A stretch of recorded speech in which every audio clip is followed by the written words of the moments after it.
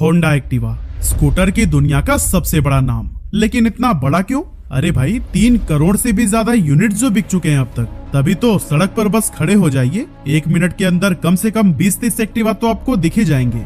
लेकिन सवाल ये है कि जिस देश में कभी बजाज चेतक का राज था, वहाँ होंडा एक्टिवा ने कैसे कब्जा कर लिया?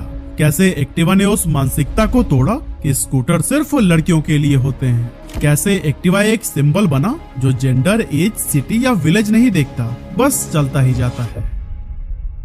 दोस्तों 1970s और 80s के जमाने में अगर किसी के पास स्कूटर होता था तो वो था सिर्फ बजाज चेतक। मतलब इस स्कूटर का क्रेज इतना ज्यादा था कि अगर आपने आज बुकिंग करवाई तो स्कूटर मिलने में 5 से 6 सालों तक का समय लग जाता था। और इसके पीछे का जो रीजन था वो था बजट फ्रेंडली फैमिली व्हीकल। इसकी चौड़ी सीट पर सब आराम से बैठ जाते थे और माइलेज भी उस टाइम के हिसाब से काफी अच्छा था।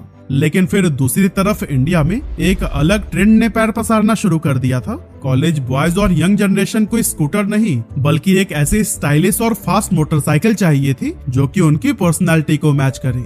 और फिर लोगों की डिमांड को ही समझते हुए जापानीज कंपनी होंडा ने 1984 में हीरो से हाथ मिला लिया और फिर यहीं से जन्म हुआ एक हिस्टोरिकल ज्वाइंट वेंचर का, जिसका नाम रखा गया हीरो होंडा। इसमें एक कंपनी के पास प्रोडक्शन और डिस्ट्रीब्यूशन पावर थी तो फिर दूसरे के पास थी जापानीज टेक्नोलॉजी। इन दोनों ने मिलकर मार्केट में कई सारी शानदार बाइक्स उतारी, जिसके बाद से इंडिया का मिडिल क्लास बाइक की तरफ शिफ्ट होने लगा। वहीं दूसरी ओर टाइम बीतने के साथ स्कूटर सेगमेंट भी स्ट्रगल करने लगा। अब भले ही उस टाइम तक चेतक काफी पॉपुलर रहा हो, लेकिन उसके साथ एक बड़ी दिक्कत ये थी कि उसे पूरी तरह से मर्दों को ध्यान में रखकर डिजाइन किया गया था। इसमें हैंड गियर शिफ्टिंग होती थी जो कि चलाने में बिल्कुल भी आसान नहीं थी। हैंडल पर बार बार जोर लगाना पड़ता था और बैलेंस बनाए रखना भी उतना ही मुश्किल था। ऐसे में उस दौर की महिलाएं ना तो इसे कॉन्फिडेंट के साथ चला पाती थीं और ना ही उन्हें कोई ऐसा ऑप्शन मिलता था जो खास तौर से उनके लिए डिजाइन किया गया हो। उसी समय होंडा ने मार्केट में इस गैप को नोटिस किया कि महिलाओं का एक ऐसा सेगमेंट है जो कि स्कूटर लेना तो चाहता है, लेकिन उन पर किसी भी कंपनी का ध्यान नहीं है। ऐसे में होंडा ने सोचा कि अगर हम इन लोगों के लिए कुछ आसान, हल्का और स्टाइलिश बना दें तो फिर ये मार्केट हमारी हो सकती है। इसी सोच के साथ होंडा ने 1984 में काइनेटिक ग्रुप के साथ में पार्टनरशिप की और इंडिया का पहला गियरलेस स्कूटर लॉन्च किया, जिसका नाम रखा गया काइनेटिक DX।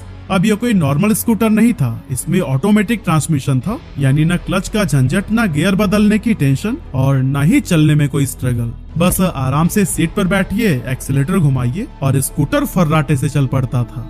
इसकी लाइट वेट बॉडी और स्मूथ हैंडलिंग ने इसको चलाना बहुत आसान बना दिया था। ऊपर से इसका स्टाइलिश लुक भी ऐसा था कि हर किसी की नजर पर टिक जाए। यही वजह थी कि ये scooter college girls, working women और हाउसवाइफ्स की पहली पसंद बन गया। इसी ट्रेंड को ही देखते हुए 1994 में टीवीएस ने भी अपनी स्कूटी लॉन्च की, जो खास तौर पर कॉलेज जाने वाली लड़कियों के बीच में पॉपुलर होने लगी। ये स्कूटी काइनेटिक DX से भी हल्की थी और खास करके लड़कियों के कंफर्ट को ध्यान में रखकर डिजाइन की गई थी। लेकिन इसमें एक बहुत बड़ी दिक्कत ये थी कि ये प्रैक्टिकल यूज के लिए ज्यादा स्ट्रॉन्ग नहीं थी। यानी 74.6 सीसी के इंजन वाली इस स्कूटर को अगर कोई हैवी यूज में लेना चाहे तो ये बहुत जल्दी साथ छोड़ देती थी। ऐसे में महिलाओं को ध्यान में रखते हुए अलग अलग स्कूटर्स तो निकाले गए थे, पर उनकी जरूरतों को उतने अच्छे से फुलफिल नहीं किया गया। और इन प्रोडक्ट्स की वजह से मार्केट में एक अलग परसेप्शन ने भी जन्म ले लिया कि ऑटोमेटिक स्कूटर सिर्फ महिलाओं की सवारी होती है, जिसकी वजह से मर्द अब स्कूटी से दूरी बनाने लगे थे। साथ ही मार्केट में अब कोई ऐसा स्कूटर भी नहीं था जो जरा माचो लगे और थोड़ा दमदार हो, क्योंकि बजाज चेतक जैसा आइकॉनिक स्कूटर अब पुराना हो चुका था और इसका डिजाइन भी आउटडेटेड लगने लगा था और फीचर्स भी पुराने जमाने के ही थे। उस समय का माहौल कुछ ऐसा था कि स्कूटर अब लड़कों की पर्सनालिटी से मैच ही नहीं करते थे। इसी बीच 1998 में होंडा ने काइनेटिक के साथ अपनी पार्टनरशिप को ऑफिशियली खत्म कर दिया और जब होंडा ही नहीं रहा तो उसकी वर्ल्ड फेमस जापानीज इंजीनियरिंग भी उसी के साथ चली गई। इसका सीधा असर काइनेटिक स्कूटर्स की क्वालिटी और भरोसे पर पड़ा। लोगों को अब ज्यादा मेंटेनेंस, कम माइलेज और हर छोटी बड़ी चीजों के लिए स्पेयर पार्ट्स की परेशानी झेलनी पड़ रही थी। इसके साथ ही काइनेटिक ना तो अपनी टेक्नोलॉजी को सही समय पर अपग्रेड कर पाया और ना ही उसने कभी एग्रेसिव मार्केटिंग या फिर प्रॉपर ब्रांडिंग की कोशिश की। नतीजा ये हुआ कि धीरे धीरे काइनेटिक की पकड़ मार्केट में ढीली पड़ने लगी और वो मार्केट से गायब होने की कगार पर आ गया। इस तरह जिस कमी को पूरा करने के लिए काइनेटिक स्कूटर्स मार्केट में आए थे, वही कमी एक बार फिर से मार्केट में बन गई। दूसरी तरफ हीरो होंडा ने अपनी कई सारी दमदार बाइक्स जैसे CD100, स्लीक और स्प्लेंडर के जरिए पूरे देश में एक भरोसेमंद ब्रांड की इमेज बना ली थी। हर गली हर मोहल्ले में हीरो होंडा के पोस्टर्स दिखाई देते थे और स्प्लेंडर तो हर घर की जैसे पहली बाइक बन चुकी थी। लेकिन दोस्तों, होंडा जो कि एक ग्लोबल और हाई टेक ब्रांड था, वो सिर्फ एक इंडियन पार्टनर के अंडर काम करने से सेटिस्फाई नहीं था। उसे चाहिए था अपना खुद का नाम, अपना प्लेटफॉर्म और अपनी फुल कंट्रोल वाली कंपनी। इसी सोच के साथ 1999 में होंडा ने इंडिया में अपनी खुद की कंपनी लॉन्च की, जिसका नाम रखा गया Honda motorcycle and scooters India private limited यानी HMSI। अब साल 2000 के आसपास के मार्केट पर एक नजर डालें तो सीन काफी इंटरेस्टिंग था। एक तरफ बजाज पल्सर जैसी दमदार माचो लुक वाली मोटरसाइकिल्स का बोलबाला था और करीब 80% मार्केट शेयर इसी के पास था, तो वहीं दूसरी तरफ गियरलेस स्कूटर्स को कोई खास तवज्जो नहीं मिल रही थी और स्कूटर सेगमेंट को पूरी तरह से महिलाओं के लिए छोड़ दिया गया था। ऐसे में होंडा ने सोचा कि क्यों ना एक ऐसा प्रोडक्ट बनाए जो जेंडर न्यूट्रल हो, यानी मेल और फीमेल दोनों इसका इस्तेमाल कर सके और साथ ही ये डेली यूज के लिए प्रैक्टिकल होने के साथ साथ स्टाइलिश भी हो। इसी सोच के साथ होंडा ने साल 2001 में अपने गियरलेस स्कूटर होंडा एक्टिवा को लॉन्च कर दिया, जो वर्किंग वुमेन, रिटायर प्रोफेशनल्स और कॉलेज जाने वाले स्टूडेंट सबके लिए एक परफेक्ट सोल्यूशन के तौर पर पेश किया गया। हालांकि उस टाइम पर पूरी मार्केट मोटरसाइकिल्स की तरफ भाग रही थी। सभी को लग रहा था कि स्कूटर्स का जमाना खत्म हो चुका है, लेकिन होंडा ने हार नहीं मानी। वो अपने एक्टिवा के साथ एक ऐसे सोलो मिशन पर निकल पड़ा जहां उसके पास ना हीरो जैसा पार्टनर था, ना उसका शोरूम नेटवर्क, ना मैकेनिक सपोर्ट और ना ही कोई खास ब्रांडिंग। ऊपर से एक्टिवा का लॉन्च भी कोई धमाकेदार नहीं रहा, क्योंकि पहले ही साल में उसकी सिर्फ 55,000 यूनिट्स ही बिक पाई। अब सुनने में ये नंबर ठीक ठाक लगते हैं, लेकिन कंपनी के उम्मीदों के हिसाब से ये एक बिलो एवरेज परफॉर्मेंस ही मानी गई। असल में सेल कम होने का रीजन ये था कि कस्टमर गियरलेस स्कूटर को लेकर काफी कंफ्यूज थे। उन्हें लगता था कि ये टिकाऊ नहीं होते, इनकी परफॉर्मेंस कम होती है और मेंटेनेंस भी ज्यादा।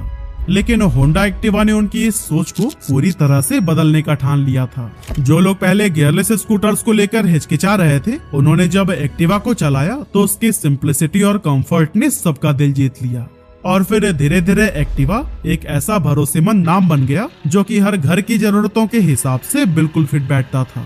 इस बढ़ते भरोसे का सीधा असर एक्टिवा की सेल्स पर भी पड़ा और जहां 2001 में इसके सिर्फ 55,000 यूनिट्स ही बिकी थी, वहीं अगले कुछ ही सालों में इसकी डिमांड इतनी तेजी से बढ़ी कि 2015 तक ये नंबर 1 करोड़ तक पहुंच गया। और दोस्तों, ये सिर्फ एक डेटा नहीं था, बल्कि ये उस बदलाव की कहानी थी जो एक्टिवा ने स्कूटर इंडस्ट्री में ला दिया था। और इसने दुनिया को दिखा दिया कि स्कूटर सेगमेंट अभी भी डेड नहीं हुआ है, बल्कि अब पहले से भी ज्यादा जरूरी और रिलेवेंट हो चुका है। और बस यहीं से एक्टिवा ने जो रफ्तार पकड़ी वो फिर कभी भी नहीं रुकी। ये छोटे शहरों से लेकर बड़े महानगरों तक हर गली मोहल्ले में दिखाई देने लगा और फिर 2023 तक यानी अपने 22 सालों में एक्टिवा ने 3 करोड़ यूनिट्स बेचकर मानो रिकॉर्ड ही कायम कर दिया। इस तरह की स्पीडी ग्रोथ किसी भी टू व्हीलर ब्रांड के लिए बहुत रेयर है, और वो भी एक ऐसे टाइम पर जब मार्केट में कंपटीशन बढ़ता ही जा रहा हो। लेकिन दोस्तों, एक्टिवा को यह सक्सेस ऐसे ही बिना कुछ किए नहीं मिल गई, बल्कि इसके पीछे का रीजन था सालों की मेहनत, होंडा का विजन और लोगों की नीड्स को समझकर काम करना। असल में होंडा ने बड़ी समझदारी से एक्टिवा को ऐसा रूप दिया जो ना तो ज्यादा हैवी था कि महिलाएं इसको देखकर हिचकिचाएं और ना ही इतना सॉफ्ट कि मर्दों को लगे कि ये सिर्फ महिलाओं के लिए बना है। इसका लुक सिंपल, सॉलिड और स्मार्ट था, बिल्कुल बैलेंस। यही वजह है कि 33% से ज्यादा यूजर्स इसकी फीमेल हैं और बाकी 66% मेल। यानी ये क्लियरली एक यूनिसेक्स व्हीकल बन गया जिसे जेंडर या एज की कोई सीमा नहीं रोक सकी। होंडा ने एक्टिवा को सिर्फ एक स्कूटर की तरह नहीं, बल्कि इंडियन कस्टमर्स की डेली नीड्स और प्रॉब्लम्स को समझकर डिजाइन किया। और उन्हीं में से सबसे बड़ी जरूरत थी बेहतर फ्यूल एफिशिएंसी। एक्टिवा करीब 60 kmpl तक का माइलेज दे सकती थी, जबकि उस समय के ज्यादातर स्कूटर्स मुश्किल से 40 तक ही पहुंच पाते थे। अब आप खुद ही सोचिए, एक ऐसा देश जहां पेट्रोल की एक एक बूंद कीमती होती हो, वहां ये माइलेज किसी वरदान से कम नहीं था। और दोस्तों, यही चीज थी जिसने की एक्टिवा को टोटल गेम चेंजर बना दिया। और सिर्फ माइलेज ही नहीं, ड्यूरेबिलिटी और इंजन परफॉर्मेंस के मामले में भी एक्टिवा ने कमाल कर दिया था। असल में होंडा ने एक्टिवा के अंदर 102 सीसी का पावरफुल इंजन दिया था, जो कि परफॉर्मेंस और माइलेज का परफेक्ट बैलेंस देता था। यंग राइडर्स को इसका दमदार पिकअप और पावर पसंद आती थी, वहीं मिडिल एज्ड और बढ़ती उम्र के लोगों को इसकी सिंप्लिसिटी और मजबूत बनावट ने खूब अट्रैक्ट किया। और हाँ, इसकी मजबूती का सबसे बड़ा रीजन था इसकी मेटल बॉडी, क्योंकि उस दौर में कई सारे स्कूटर्स जैसे काइनेटिक और टीवीएस में फाइबर बॉडी का इस्तेमाल होता था, लेकिन होंडा ने एक्टिवा को भरोसेमंद मेटल बॉडी दी, जो न सिर्फ चलाने में सॉलिड फील देती थी, बल्कि सालों साल मजबूती से साथ भी निभाती थी। यहाँ तक कि कई सारे यूजर्स ने तो 15 साल से भी ज्यादा समय तक बिना किसी बड़े परेशानी के इसे चलाया। और दोस्तों, कुछ लोगों ने तो 1 लाख किलोमीटर तक चला डाला है, वो भी बिना किसी इंजन इशू के। अब दोस्तों, जब कोई प्रोडक्ट इतना भरोसेमंद निकल जाए तो फिर ब्रांड लॉयल्टी तो अपने आप ही बन जाती है। यही वजह है कि एक्टिवा ने वही जगह ले ली जो कि एक टाइम पर बजाज चेतक के पास में थी। कंपनी की ये प्रैक्टिकल सोच उस समय के कुछ प्रीमियम ब्रांड जैसे वेस्पा से बिल्कुल अलग थी, जो कि लुक्स और स्टेटस सिंबल पर ध्यान दे रहे थे। एक्टिवा की इस सफलता को देखते हुए हीरो होंडा ने, मतलब कि वो ज्वाइंट वेंचर वाली कंपनी ने 2005 में अपना पहला गियरलेस स्कूटर लॉन्च किया, हीरो प्लेजर, जिसकी टैगलाइन थी why should boys have all the fun. शुरुआत बोल्ड थी, टीवी एड में फंकी लुक्स, लड़कियों वाले कलर्स और कॉलेज जाने वाली स्टूडेंट्स को दिखाया गया, यानी कि स्कूटर को फिर से एक स्टाइलिश वुमेन सेंट्रिक प्रोडक्ट के तौर पर पेश किया गया था। लेकिन यही कंपनी की सबसे बड़ी गलती थी कि उसने प्लेजर को सिर्फ एक जेंडर से जोड़ दिया था। प्लेजर एक अच्छा प्रोडक्ट था, लेकिन उसकी टारगेटिंग इतनी लिमिटेड थी कि वो कभी एक्टिवा जैसा यूनिवर्सल स्कूटर ही नहीं बन पाया। प्लेजर का आना मार्केट के लिए एक नया ऑप्शन जरूर था, लेकिन उसने एक्टिवा को चैलेंज करने की बजाय एक्टिवा की ऑलराउंड आइडेंटिटी को और भी ज्यादा सॉलिड कर दिया, जिससे लोगों को और भी क्लियर मैसेज पहुंचा कि सिर्फ एक्टिवा ही है जो कि सबके लिए सही है। अब ये सब देखकर मार्केट का सबसे पुराना खिलाड़ी बजाज दोबारा से स्कूटर सेगमेंट में कूद पड़ा और 2007 में उसने अपना बजाज क्रिस्टल लॉन्च कर दिया। पर अफसोस कि क्रिस्टल ने भी कस्टमर्स की नब्ज पकड़ने में चूक कर दी। बजाज क्रिस्टल की बॉडी हल्की थी, प्लास्टिक की थी और साथ ही रोड ग्रिप में भी कमजोर थी, जिससे कि स्टेबिलिटी की दिक्कत आने लगी थी। ऊपर से क्रिस्टल का इंजन होंडा जितना रिफाइंड और साइलेंट भी नहीं था। नतीजा ये हुआ कि कस्टमर ने इसे सीधा नकार दिया और क्रिस्टल अपने लॉन्च के कुछ ही समय के बाद से बाजार से गायब सा हो गया। इस तरह से बजाज, जो कभी स्कूटर कैटेगरी का राजा था, उसने खुद ही गियरलेस स्कूटर्स बनाने बंद कर दिए और टू व्हीलर सेगमेंट में अपना पूरा फोकस मोटरसाइकिल्स की तरफ शिफ्ट कर दिया। हालांकि होंडा एक्टिवा में लगातार इनोवेशंस करता रहा, जैसे 2009 में एक्टिवा को एक मेजर अपग्रेड देते हुए इसमें 110 सीसी का इंजन जोड़कर इसे और ज्यादा पावरफुल बना दिया गया। और आपको याद दिलाते चलें कि इससे पहले तक होंडा का इंजन 102 सीसी का हुआ करता था।